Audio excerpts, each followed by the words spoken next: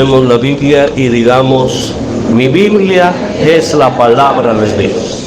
Revela a Jesucristo mi Salvador, quien nació, murió y resucitó para salvarme del pecado y condenación. Me enseña de la fe, santidad y amor para predicar su gracia y perdón, desde mi familia y congregación hacia la nación y toda la creación. Y el pueblo de Dios dice: somos casa, somos familia, somos iglesia busca a Dios y somos servidores del Señor. Vamos a ir a 2 de Timoteo, capítulo 1, versículos del 3 al 6.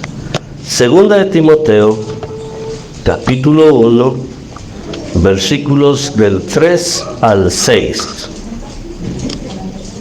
Cuando usted lo encuentre, por favor, póngase de pie.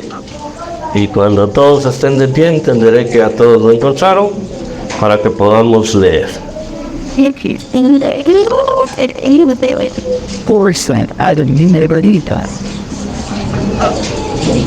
Segunda de Timoteo, capítulo 1, versículo 3 al 6.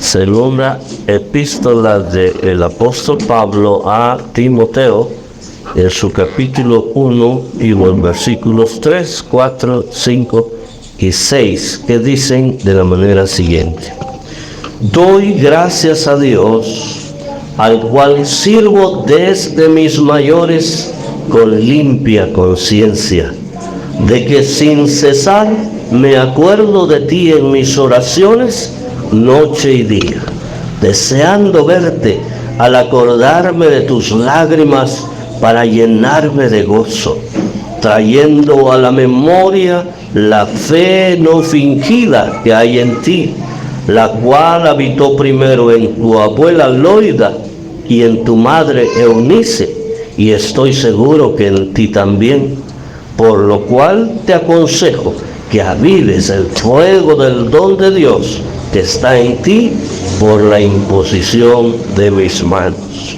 Tomen su lugar, amados hermanos. Estamos en el año 2024. Nuestro tema es Sirvo como sirves al Señor. Estamos desarrollando nuestra segunda serie, ya casi para finalizar la segunda serie del año, con tu ejemplo de vida. Y el tema que tenemos para hoy, basados en este pasaje, es sirvo con limpia conciencia. Sirvo con limpia conciencia.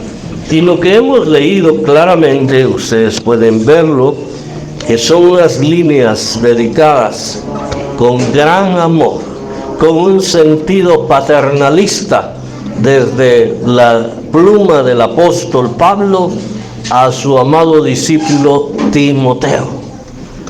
Y Timoteo, por supuesto, no solo era su discípulo, sino era uno de los más fieles colaboradores en la obra del Señor, y bajo el auspicio, bajo la tutoría, bajo la dirección del apóstol Pablo, él trabajó constantemente en la obra del Señor. Esa es la segunda epístola que él le escribe a Timoteo. Hay una primera, pero en esta segunda la idea siempre va por pastorearlo personalmente a Timoteo para que él se siga desarrollando en la vida ministerial de la iglesia. Y estos primeros versos, como podemos apreciar, muestran razones por las cuales debemos vivir sirviendo al Señor, pero hacerlo con limpia conciencia.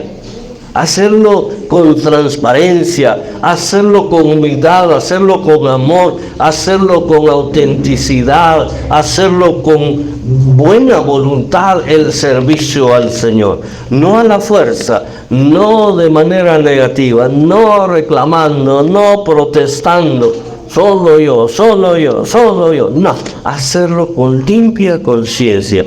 Y aquí nos deja trazados en estos versículos por lo menos 3 ejemplos de personas mayores que también habían ejemplificado ese servicio a Dios con limpia conciencia. Por eso nuestro tema es sirvo con limpia conciencia. Fíjense entonces, hermanos, que la novedad aquí es que se trata no solo de servir, sino de servir con limpia conciencia. ¿Cómo trae usted su conciencia ahora? Pablo servía con limpia conciencia, dice el versículo número 3, doy gracias a Dios, al cual sirvo desde mis mayores, con limpia conciencia. Doy gracias a Dios. Mire qué calidad moral tenía el apóstol Pablo para decir estas cosas. Porque yo a Dios sirvo desde mis mayores. ¿Y qué quiere servir? ¿O qué quiere decir servir desde mis mayores? Esa es una expresión que me trajo un poquito de conflicto y tuve que estar viendo otras versiones, tuve que adentrar un poquito para determinar realmente qué significaba desde mis mayores. Y la explicación es muy sencilla. Sirvo a Dios como sirvieron mis mayores.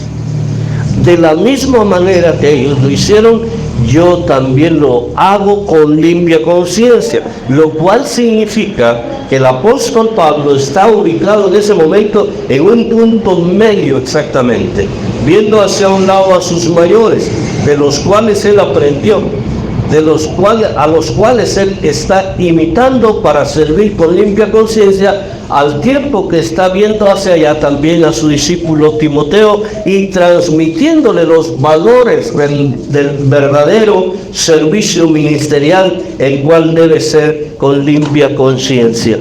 Reconoce en ello entonces que sus mayores son personas que en cierta medida son superiores a él porque fueron convertidos al Señor antes que él. Es necesario que nosotros ubiquemos mentalmente al apóstol Pablo cómo fue su proceso de conversión. Creo que todos debemos recordar que antes de ser seguidor y servidor de Jesucristo, Pablo fue perseguidor de la iglesia. ¿A qué mayores se refiere entonces? Después de que él se convirtió, a él lo llevaron ciego a la ciudad de Damasco, ¿sí? Lo entraron a la calle derecha y ahí llegó un mayor a orar por él. ¿Cómo se llamaba ese mayor? Ananías. Llegó a orar por él y se le cayeron como escamas de los ojos y le fue de vuelta la vista. Estuvo ahí 3 días, dice, en ayuno. Después, cuando uno hace una comparación de los diferentes episodios narrados en el Nuevo Testamento, se entera de que Pablo salió de ahí y se fue a quererse juntar con los discípulos, con los apóstoles, pero la mayoría lo rechazaban. Y entonces vino otro mayor de nombre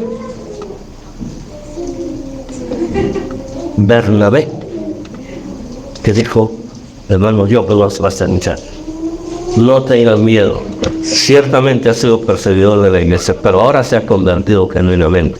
Él lo respaldó.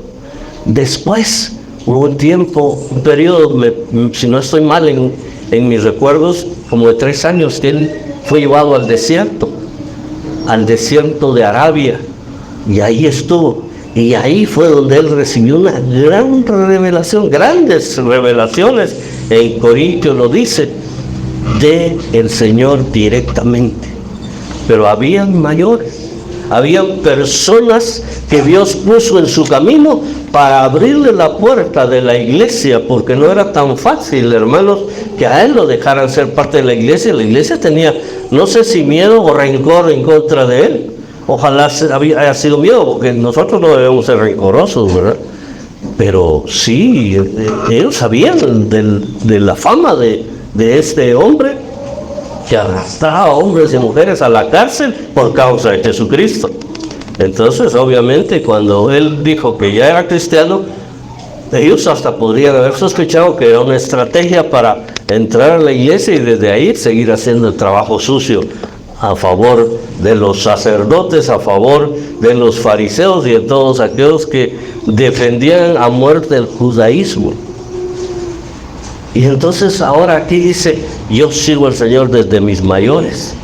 Eso quiere decir, si nos remontamos un poquito más históricamente hacia atrás, que él también está considerando a sus mayores aquellos que le enseñaron la ley mosaica, en la que él aprendió de manera fiel, de manera abundante, sobre la ley. Que recuerden que los verdaderos judíos eran defensores de la ley mosaica. Y él fue un hombre que estudió antes de ser cristiano a los pies de otro mayor, que podemos incluir en esta lista, que se llamó Gamaliel, un fariseo en toda la letra, pero un fariseo sabio, un fariseo que cuando estaban por condenar o cuando querían matar a Jesús, él les dijo, tengamos cuidado, no sea que nos encontremos peleando en contra de Dios directamente y nos tengamos que arrepentir. Ese fue el maestro de Pablo antes de que Pablo se convirtiera. Y luego aparecieron Ananías, luego apareció Bernabé especialmente, y entonces él tiene de dónde echar mano cuando dice aquí, desde mis mayores sirvo con limpia conciencia. Ya no tengo nada por lo cual sentirme mal, porque todo lo malo que yo haya hecho, ya el Señor me lo perdonó. Y yo pregunto, mis amados hermanos, dentro de los que estamos aquí, ¿cuántos son cristianos de cuna? Levanten la mano. Mi esposa, 1, 2, 3, 4, 5. A ver, hermanos, ¿quiénes más son cristianos de cuna? Por favor, levanten la mano, porque no me la levantaron todos. A ver, levántenla pues, no la bajen todavía. La izquierda, no, por la derecha. La derecha. 3 teníamos aquí, 4, 5, 6, 7, 8, 9, 10, 11. Por allá estará 12. Ustedes también, 13, 14. Hay una bonita cantidad. Pero los demás, yo no me considero cristiano de cuna, porque yo ya les he contado que en mi hogar la cuestión era mixta. Mi mamadita que jalaba para el evangelio y mi papadito que jalaba para otro lado. Y yo aprendí un poquito de mi mamadita acerca de la Biblia, en las escuelas de vacaciones, en la iglesia, pero mi papá aprendía por hechos prácticos. Yo aprendí bien eso también.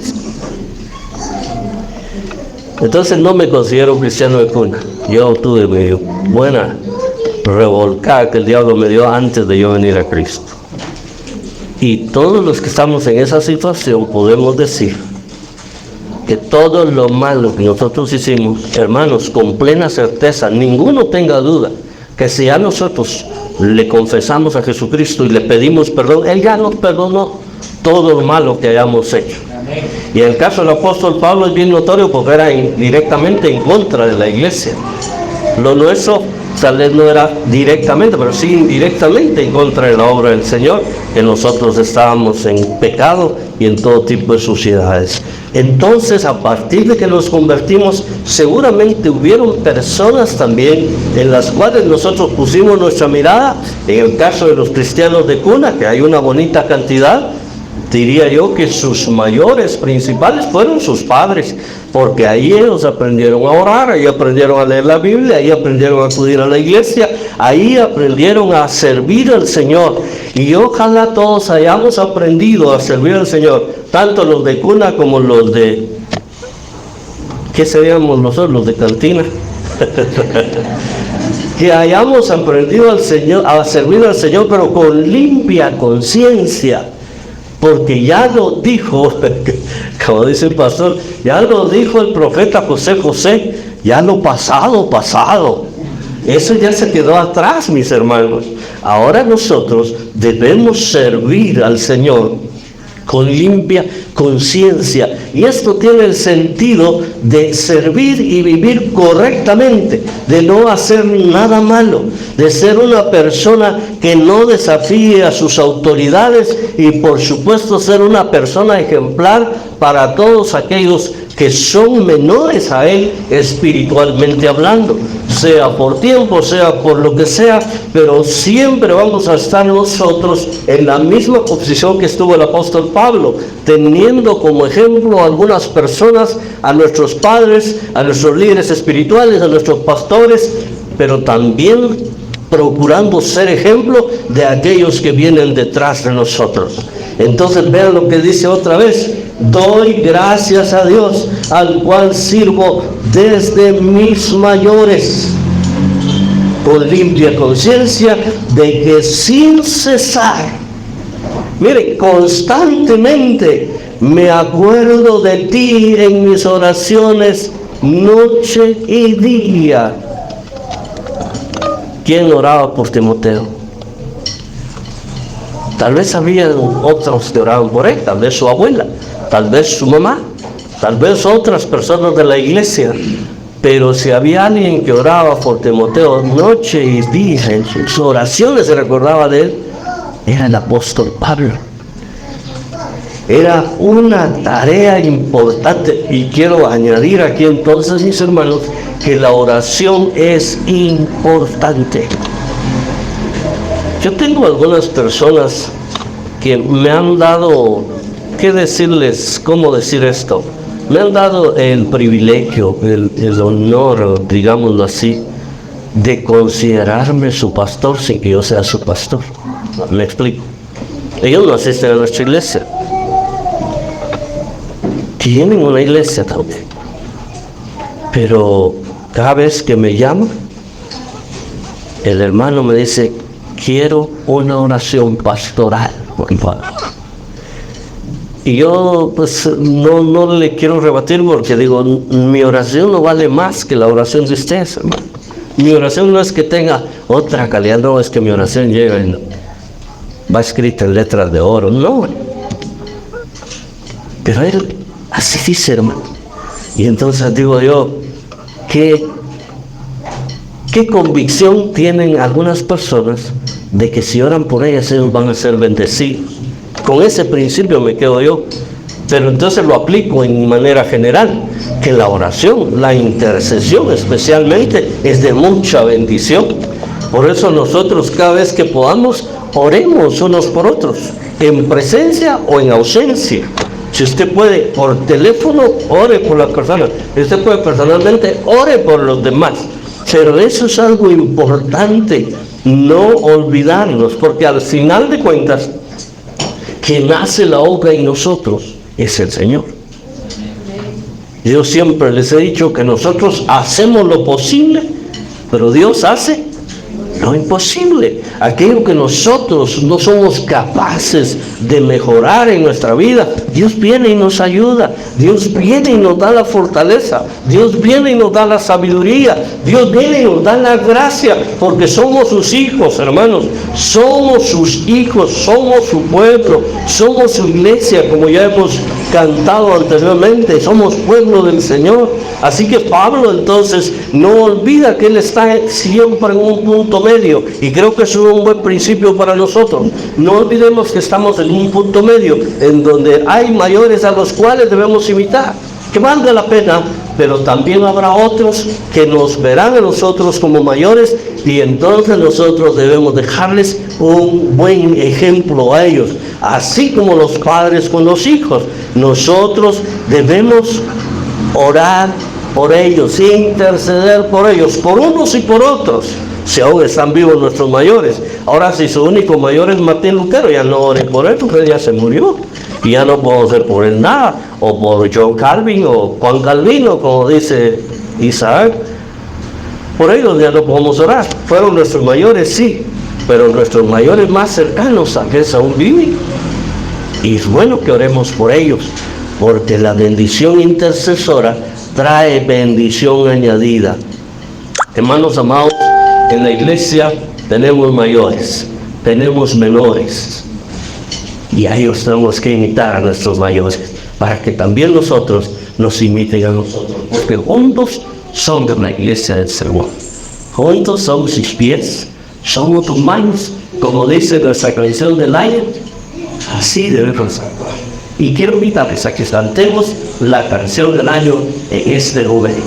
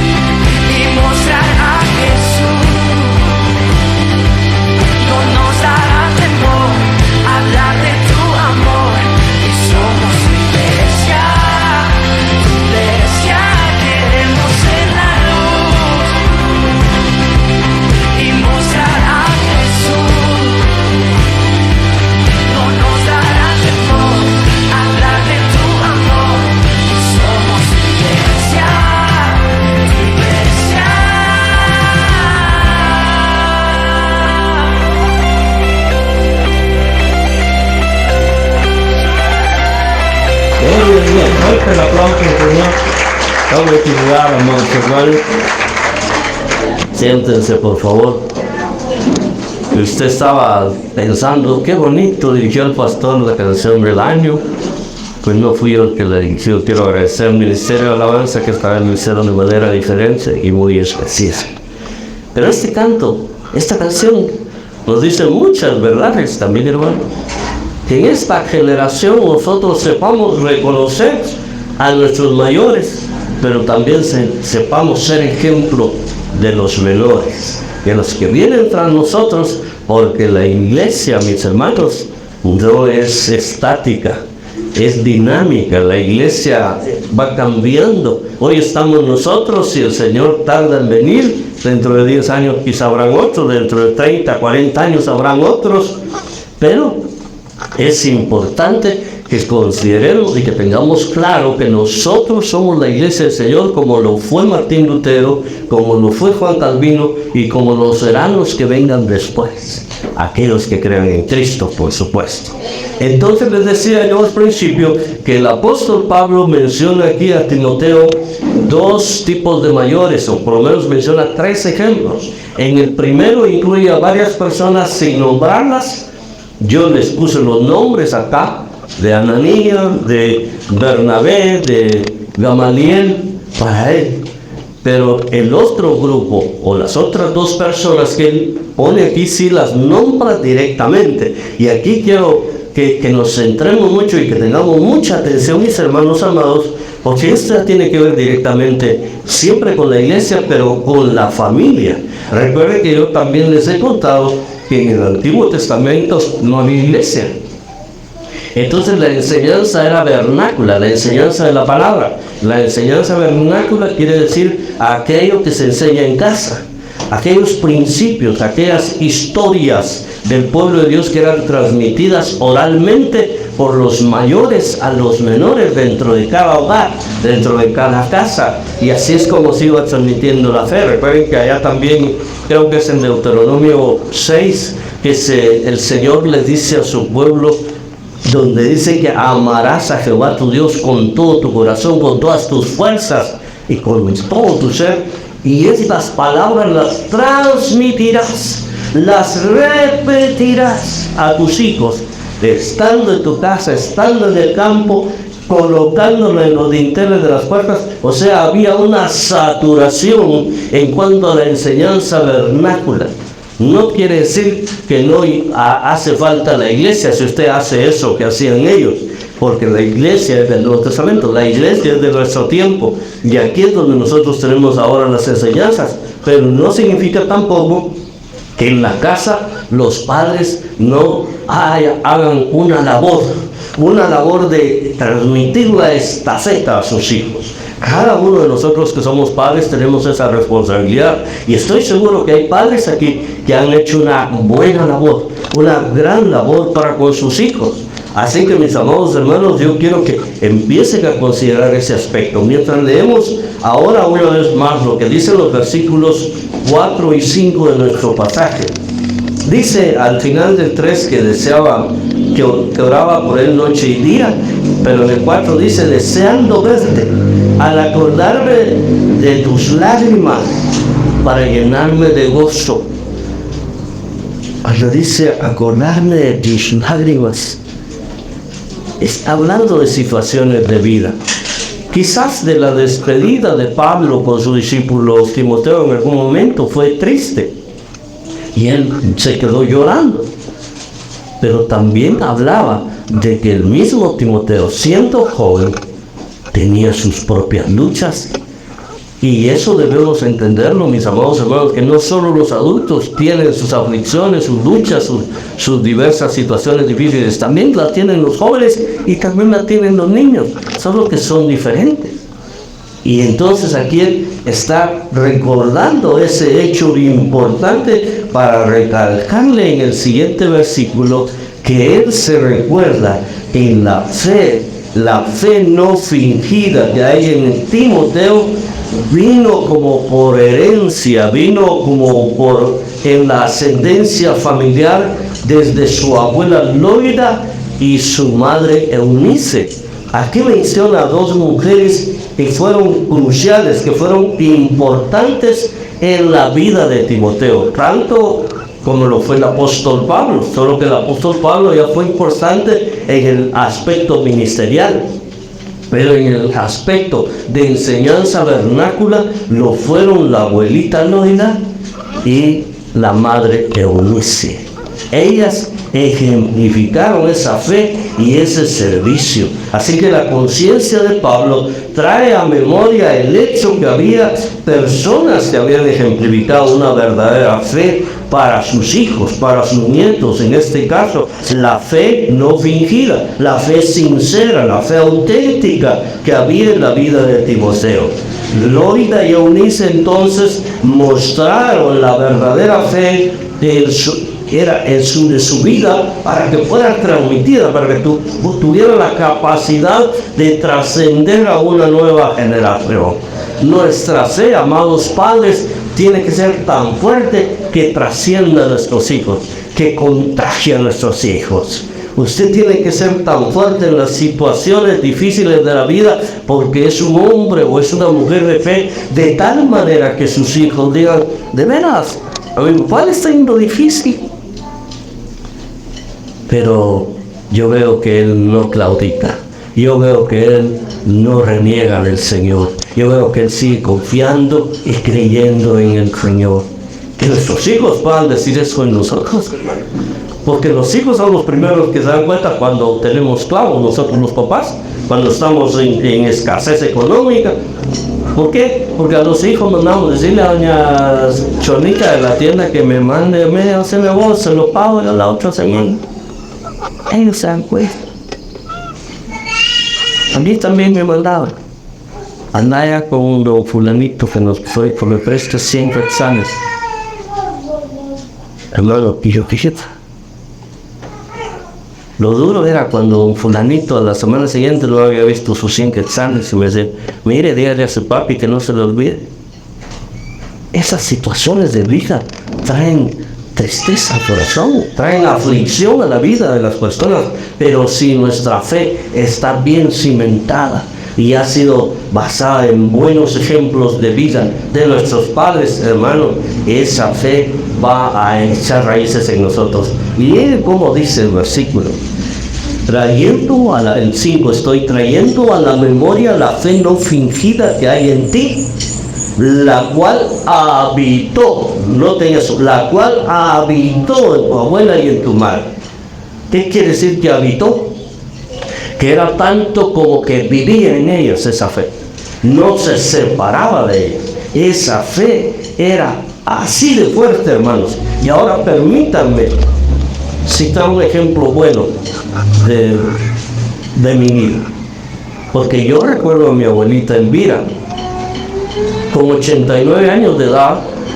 Ya les he contado que me iba con ella al templo y nos parábamos una hora para llegar a caminar 4 cuadras. Ahora me recuerdo que ella, ya muy enfermita en su cama, se sentaba y ella empezaba a cantar ahí en su cama. Dios, grande es tu amor, tu gran amor por mí. Cantándole a Dios, poniendo su ser de manifiesto en medio de la enfermedad, Yo no sé cómo se sentía ella, pero ya estaba muy enferma. Ella estaba alabando a Dios. Yo creo que algo tuve que haber pescado yo de esa fe. Y luego recuerdo a mi madrecita también. Mi madrecita padeció muchos años del asma y sufrió mucho con esa enfermedad. Igualmente la recuerdo en su cama, alabando a Dios, orando por nosotros estando ella enferma. Esos son los ejemplos de nuestros mayores que tienen gran valor y que nosotros debemos imitar. Porque esa es una fe que no va de visita a nuestras vidas. Esa es una fe que vive con nosotros, la cual habitó en tu abuela Loida y también en tu madre Eunice. Esa es la fe que nosotros podemos ejemplificar a nuestros hijos y es la que los jóvenes, adolescentes y niños deben estar viendo en nosotros, mis hermanos. Y luego, para terminar, está el desafío de hacerlo dirigido a la persona que recibe la epístola. En este caso era Timoteo. El versículo 6 dice: por lo cual te aconsejo que avives el fuego del don de Dios que está en ti por la imposición de mis manos. Hermano Álvaro, cuando antes de empezar la alabanza, nos leyó un Salmo 80, me parece, y decía algo así como: Jehová, oh Dios, restáuranos. Y él preguntó, recuerdo yo, ¿necesitamos ser restaurados? ¿Y qué respondimos, hermano? Los que estaban, sí, todo el tiempo nosotros necesitamos ser restaurados porque somos seres humanos, somos de carne y hueso. Entonces necesitamos que eventualmente Dios nos esté restaurando. Pero lo lindo es que nosotros estemos conscientes de ello y lo estemos pidiendo al Señor. Que no se nos olvide que nosotros necesitamos de Él. Y eso va de la mano con lo que ahora dice aquí el apóstol Pablo a Timoteo: aviva el fuego del don de Dios. Eso quiere decir que nosotros necesitamos, mis amados hermanos, estar avivando la fe en nosotros, estar avivando el don o los dones que Dios nos haya dado para que estén puestos al servicio del Señor. Aviva el don de la vida. Eso quiere decir este verso, porque cualquier don que nosotros tengamos, hermanos, representa de alguna manera nuestro nexo, nuestro vínculo más fuerte con la vida espiritual, con la vida ministerial y con la vida de Dios.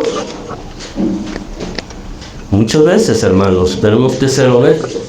Cuando estamos sirviendo al Señor, aunque nos llueva sobre mojado, nosotros seguimos adelante. Como que el privilegio nos hace sentir que nosotros necesitamos ser fuertes, que no podemos darnos por vencidos tan fácilmente. Pero si usted no tiene un privilegio y se le presenta un problema, como el algodón, pues mete uno en la boca y el resto no hay nada.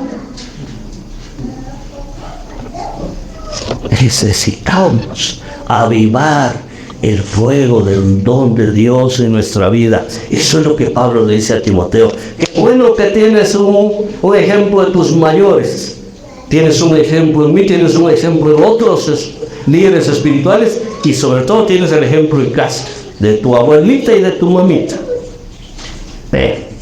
Tú necesitas hacer algo. No te conformes con eso. Tú necesitas avivar ese fuego del don de Dios que te fue dado a ti por la imposición de mis manos. El don del Señor es otorgado de manera libre y gratuita, como no es nuestra salvación. Pero nosotros necesitamos avivarlo. Nosotros necesitamos, hermanos, afinar por eso es que hacemos las reuniones de ministerios. Si usted no sabía que hay hoy una reunión de ministerios, le recuerdo que es importante. Es importante, hermano, porque seguramente Dios tiene algo especial que recordarnos o que decirnos. Pero mis amados hermanos, lo importante entonces es que nosotros avivemos ese fuego para que nuestra fe se mantenga firme en el Señor. Porque mientras estemos en este mundo, siempre seremos sensibles o vulnerables a los problemas, a las enfermedades, a las dificultades, y entonces necesitamos estar bien paraditos sobre la roca, como decía el salmista: me sacó del lodo, del pozo de la desesperación, del lodo cenagoso, y puso mis pies sobre roca. Nuestros pies están puestos sobre la roca, y nuestra roca se llama Jesucristo. Si usted está firme en Jesucristo, hermano, nada ni nadie lo va a mover de ahí. Es que mi problema, hermano, es que a mí me encantaba el trago. Y cómo me encuentro amigos que me ofrecen trago. Si sus pies están sobre la roca, no va a fracasar. Si no están sobre la roca, no necesita que nadie le ofrezca. Le va a pasar lo que me pasaba a mí. Que yo quisiera dejar de tomar, pero era yo nada más. No estaba aferrando al Señor, sino era yo que decía: por favor, voy a dejar de tomar. Al mes yo solito, celebrando que había dejado un mes de tomar, me iba a tomar. No hacemos nada. Sin la fe en el Señor no hacemos nada. Debemos entonces vivir con limpia conciencia, avivando ese don que Dios nos ha dado, para que estemos siempre listos, siempre dispuestos para servir al Señor, como nuestros mayores. Con tu ejemplo de fe, yo voy a servir con limpia conciencia. ¿Alguna vez le dijeron a usted: usted tiene la conciencia más negra que el eclipse, hermanos? ¿Verdad que sí? ¿Cómo se menciona que la conciencia es negra o blanca? Por eso les decía al principio: ¿cómo trae su conciencia hoy, hermano? Pero quiero recordarles que conciencia es a nivel general del ser humano. Cuando nosotros recibimos a Cristo, hay algo que sucede, que Cristo viene a morar en nosotros por medio de su Espíritu Santo, que hace habitación en nosotros. Entonces, en nosotros ya no es la conciencia la que manda, sino es el Espíritu Santo el que toma control de nuestra conciencia. Por eso es que a veces queremos hacer algo malo y el Espíritu nos recuerda que estamos fallando, que estamos equivocados, que no nos vayamos por ese camino. Al ser humano en general lo guía su conciencia, y hay quienes le obedecen a la conciencia y quienes no. Por eso el apóstol insistía en que al servir con limpia conciencia, quiere decir que nosotros estamos obedeciendo la guianza del Espíritu Santo en nuestras vidas. No se nos olvide, en el momento que vamos a decir una mentira, ahí está presente el Espíritu Santo. En el momento que decimos una mala palabra, ahí está el Espíritu Santo. En el momento que hablamos mal de otro, ahí está el Espíritu Santo oyendo todo lo que decimos y viendo todo lo que hacemos. No se nos olvide. Pero para cerrar, en cuanto a los mayores, yo quiero recordarles que la semana pasada nosotros oramos por los jóvenes, por la nueva generación, por aquellos que deben tomar ejemplo. Hoy lo vamos a hacer al revés.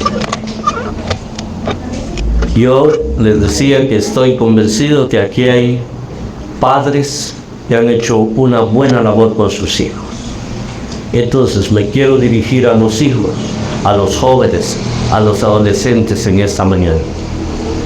Si su padre, su madre están aquí, que son los que han trabajado para que usted tenga una vida espiritual estable, firme, hoy le toca orar por ellos. Hoy les toca bendecir la vida de sus padres.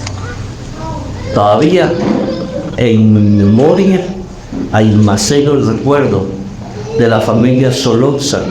La familia Solórzano hace años fue parte de las iglesias. Desde que comenzó la iglesia son una de las familias que vinieron a dar su apoyo. Pero yo miraba a los padres, al hermano Manuel Solórzano y hermano Abraham Marina, que eran los que estaban fieles, y los hijos venían porque ni modo. Ellos venían desde la zona 5. Pero luego, como que algo fue sucediendo en la vida de su hijo mayor, que se llama Jonathan. Y a partir de cierto momento yo observaba que cuando aquí se invitaba al altar, venía hermana Marina, venía hermano Manuel, y de repente yo miraba a Jonathan ministrando a sus papás, orando por sus papás, y casi cada uno hacía eso. Él iba a orar por sus papás, y dije, aquí algo sucedió, algo especial. Es una familia que no están con nosotros. Pero yo le pregunto a los jóvenes, ¿cuándo fue la última vez que dieron gracias a Dios por sus mayores? Y este es un buen momento para hacerlo. No tienen que venir a abrazar. Ahí donde están, pueden abrazarlos durante por ahí. O ir a ustedes, papá o su mamá, y darle gracias a Dios por su vida. Pero si usted se los puede traer para acá, es mejor. Véngase, papá. Voy a orar por usted. Véngase, voy a orar por usted. Yo voy a empezar a orar y les dejo en libertad que lo hagan con absoluta voluntad. Esto no es impuesto para nadie, esto no es una obligación, es como el pastor lo dice, hay que hacerlo. No, y ya usted lo hace cuando llega a su casa, antes de almorzar o después de almorzar, pero lo importante es que reconozcamos a nuestros mayores. Vamos a orar. Padre Celestial.